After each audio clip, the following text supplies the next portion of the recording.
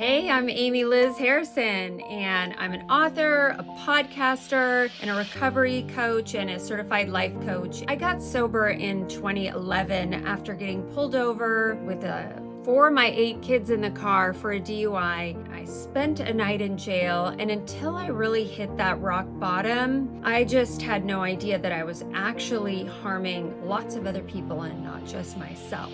At the time, my kids, my husband, and I all learned that addiction is actually really a family disease, right? So everybody in the family was addicted. It felt like everybody was carrying 40 pounds of rocks. Some carried it on their shoulders, and it was obvious because of their posture. Others of my kids didn't really talk about it, and it was easier for them to just quietly sweep it under the rug. But everybody experienced my addiction in a different way. So my kids had to learn through their own individual processes how to heal. And really, my addiction wasn't their fault. They had to learn to separate the person of who I was with the addiction. And so at that time, treatment, recovery, and a lot of talk therapy really became the superheroes of our story. And they remain the superheroes of our story. So fast forward to a handful of years later, I got the idea for the Kiss Your Brain series when I was traveling with my family, and it was a hot and humid day at Disney World. And we were looking for a place to cool off, so we headed into a dark, air-conditioned movie theater, and we watched this Walt Disney history documentary. The lights started to come up after the movie was over, and A Dream is a Wish That Your Heart Makes was still playing, and suddenly this toddler was screaming for their mom. You know, the lights are fully up by now. And so in the row just ahead of us, there was a mom, and she was slumped over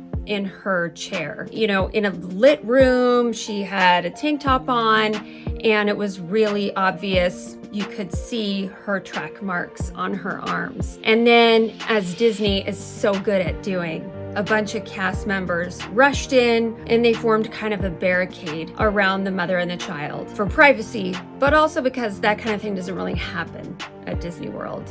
And so we were ushered out of the theater, and a wave of grief suddenly came over me. I really grasped for the first time the impact of what I had done to my kids in my disease. How traumatic that must have been for them. And in the clarity of that moment, I really gained an empathy, and I just got this idea that I needed to talk about some of our experiences somehow in a set of children's books. And that's how the idea was originally born. So this series, every book in the series is a different child's observations of a family member going through a challenging season in their lives. Whether it's addiction, clinical depression, maybe it's living with an eating disorder, or neurodivergence, any kind of mental health issue was what I wanted to talk about. Now, I know these sound kind of like dark topics, but each story is told in kind of a whimsical manner. So these aren't medical books explaining medical health conditions. What they are is a fictional story. It's a fictional series, and it's geared toward kids, probably ages 5 to 10-ish, to create awareness that they aren't alone. So it's told from a child's perspective. Every book is. They are a way that a child observes the world around them. My deep